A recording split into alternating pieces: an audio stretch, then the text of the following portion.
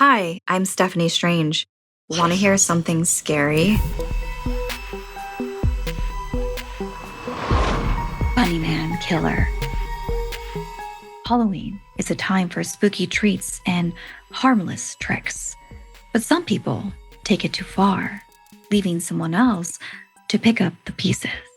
Halloween night is typically filled with fun costumes, tricks, and treats. But that wasn't the case where I grew up in Fairfax, Virginia.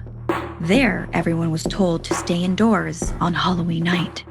You wouldn't want to encounter the Bunny Man. In 1970, an infamous asylum escapee, Douglas J. Griffin, had slaughtered and eaten bunnies to survive. He then hung their skins along with what is now referred as the Bunnyman Bridge. One Halloween night, he did the same thing to children. Anyone who crosses a bridge at that night on the 31st of October could be next. At least that's how the story goes. But there was no way Melissa, Alec, and I were going to miss the fraternity party. Not an option. Once Melissa and I had perfected our witchy makeup, we called for Alec. I wasn't impressed to see he was just in regular jeans and a plaid shirt. But then he had a final piece of the costume, a plastic bunny mask. His red hair sticking out around it. In Fairfax, bunny costumes are considered off limits. But Alec ignored this, claiming his costume was perfect for that time of year. He hurried us out the door and we began to walk over to the party. The frat house wasn't far away, but it was on the other side of the Bunnyman Bridge. When we reached to the dreaded landmark, Mel paused.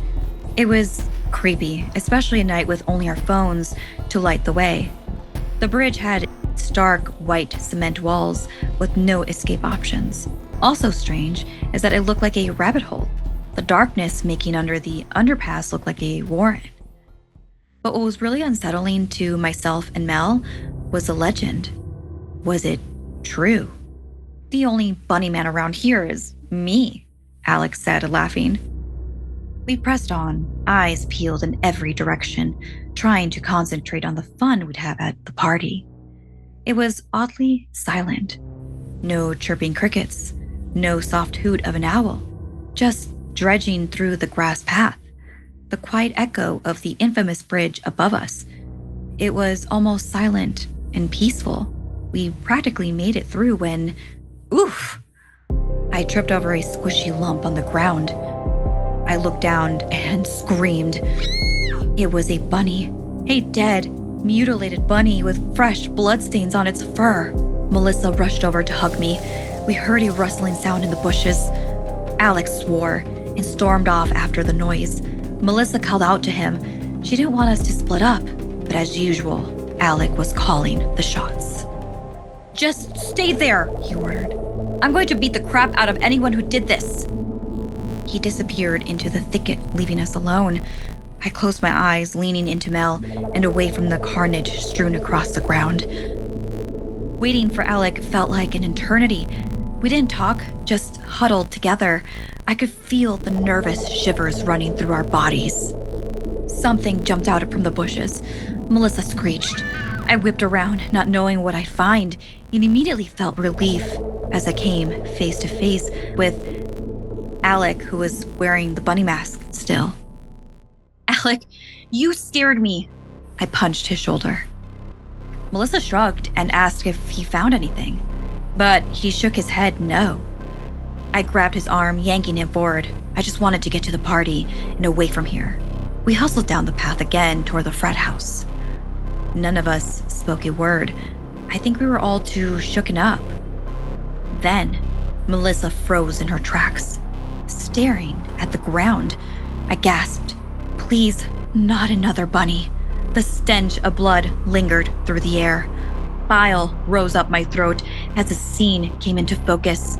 Blood coated the grass, and a wave of nausea ran through me as I saw a severed human finger. And just a bit further was a lump with a plaid shirt and red hair. Alec! The bodies belonged to Alec. My legs buckled and I stumbled. As horrific as the sight was, there was even a worse predicament upon us. I spun around to face the third member of our party. The person we thought was Alec. This time, soulless eyes stared right back at me from behind the mask. Run! The bunny man whispered. He was holding an axe. I grabbed Melissa's arm, yanked her forward, and we ran into the thicket. Melissa was pointing toward the sky. She could see the light from the fraternity house. We were almost there, just a little bit further, and no! Melissa's hand was yanked from me. I slammed into a tree, knocking the wind out of myself momentarily before I spun back around to grab Melissa. Something wet splattered across my cheeks. Melissa's body crumbled to the floor. I fought to stay conscious, hearing music in the distance. The party wasn't far, but as I stared into my best friend's unseeing gaze, I couldn't find the strength to run anymore. The next morning, 3 bodies were discovered just a quarter mile from Bradley, Michigan's frat house. Their murder was never found, but the Fairfax residents knew who was to blame.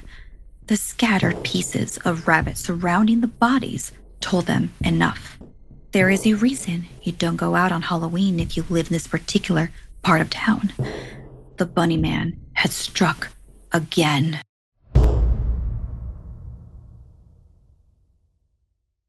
Hello, my strangelings. I wanted to talk about something very important, which is your mental health.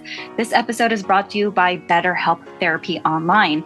Unfortunately, life doesn't come with a user manual. It'd be nice if it did. So when it's not working for you, it's normal to feel stuck. Luckily, therapists are trained to help you figure out the cause of challenging emotions and learn productive coping skills. BetterHelp has connected with over 3 million people with licensed therapists. It's convenient, secure, and accessible anywhere. And it's 100% online. Just know that everyone deserves to feel their best. BetterHelp makes it easier to get started. Just fill out a brief questionnaire to match with a therapist. If things aren't clicking, you can easily switch to a new therapist anytime, anywhere. I mean, it's very simple. So, get unstuck with BetterHelp. Learn more and save 10% off your first month at betterhelp.com/scary. That's BetterHelp, HELP./scary. So, if you need help, definitely make sure you check this out. For true fans of true crime, the Generation Y podcast is essential for listening. Hosts Aaron and Justin started this podcast in 2012 to dissect some of the craziest and most notable murders, crimes, and conspiracy theories together. And 10 years later, they're still at it, unraveling a new case each week. Aaron and Justin take on an infamous cases like the Evil Genius bank robbery, the Zodiac killer, and the Tylenol murders. They also cover lesser-known cases like Kimberly Hariko, aka the Valentine murder, where Kim takes her husband on a romantic weekend that includes a murder mystery play that she, of course, uses as a cover to murder him for insurance money. The two go over every angle, breaking down theories, diving deep into forensic evidence, and interviewing those close to the case. And honestly, it feels like you're in the room with them while they get into it. So, follow the Generation Y podcast on Amazon Music, or listen early and ad-free by joining Wondery Plus on Apple Podcasts or the Wondering app. Thanks so much for listening. Like and share if this video gave you the chills. And don't forget to subscribe and turn on the bell for notifications.